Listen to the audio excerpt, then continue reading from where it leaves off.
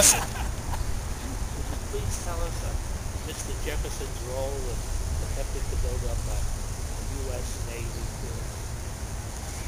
Well, in fact, the Navy that was proposed was actually proposed by Mr. Washington's administration in 1794. Mr. Washington had held that perhaps it would be valuable to have at least a few ships available, and the monies were apportioned to have 6 frigates, heavy frigates built, 3 of 44 guns and 3 of 38 guns. This did not really embark upon the building of these ships until the commencement of Mr. Adams's administration. These ships were built at considerable cost, nearly 21 millions for 2 of the ships.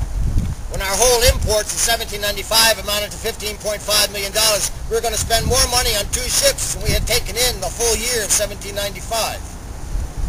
But nonetheless, the building of the ships, the building of the Navy yards to build these ships were undertaken at great expense, and several of the frigates were built. By 1798, with the threat of war from France that Mr. Adams had declared, the building of those ships in the Navy yards increased even more. So by 1800, we did have 6 frigates. The frigates, they were sent abroad during Mr. Adams's administration, and I cannot tell you the locations where they went. But by 1801, when I became Secretary of State in May, we had the ship Philadelphia in the Mediterranean, as well as the Constitution. And in that, with several other sloops, we were defending American commerce against the Barbary pirates. The ships themselves, Philadelphia was eventually seized by the Pasha of Tripoli, and it was burned by one of our own endeavors, Mr. Decatur, and that ship was destroyed. The Congress that had come into port in 1803 had been abroad for nearly 6 months and brought in 2 prizes that would hardly pay for even 1 month's time on the high seas. The Constitution came in from the Mediterranean after being there several years, and in such disrepair that we were going to send it to Boston. When it came in, I believe in 04 or 05, it was sent to New York to be refitted.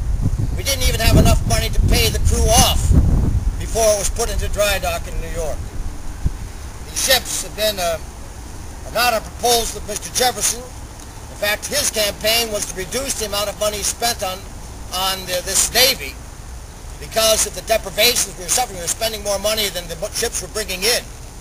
And we're incapable of defending against 800 British men of war, or certainly the several hundred that the French possessed.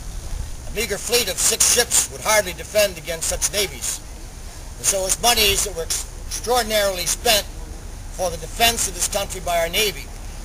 Instead, Mr. Jefferson had proposed that we build a number of gunboats in each of the cities, in each of the ports. These gunboats would be very little expense. Their purpose is merely to prevent foreign ships into our ports, so they don't have to be seaworthy so much as port-worthy. And in this respect, we'd spend much less money, have much more coverage of our various ports for defense, and perhaps in time be able to negotiate diplomatically our issues with England and France and Spain, rather than depending upon a Navy to do so. Are you a part of the Navy, sir? No, I was just interested in the issue of how we try to develop our naval. Yes, Mr. Stoddard had been very influential in that, as well as Mr. Humphreys, in the design of some of these ships. Mr. Stoddard was the first Secretary of War under Mr. Jefferson. You know Mr. Stoddard? Thank you very much. Okay. I had the pleasure of meeting you.